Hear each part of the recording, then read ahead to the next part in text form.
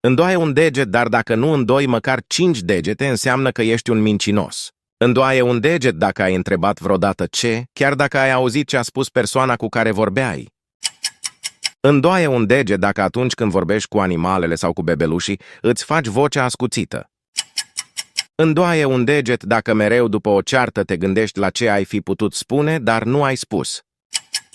Îndoaie un deget dacă prima persoană care îți apare după ce dai click pe share apoi pe WhatsApp este cel mai bun prieten. Îndoaie un deget dacă te-ai prefăcut vreodată că ai treabă doar ca să nu mergi undeva.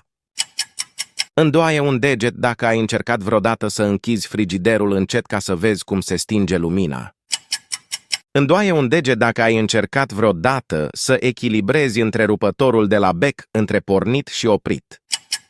Îndoaie un deget dacă vreodată te-ai prefăcut că vorbești la telefon pentru a evita o situație jenantă.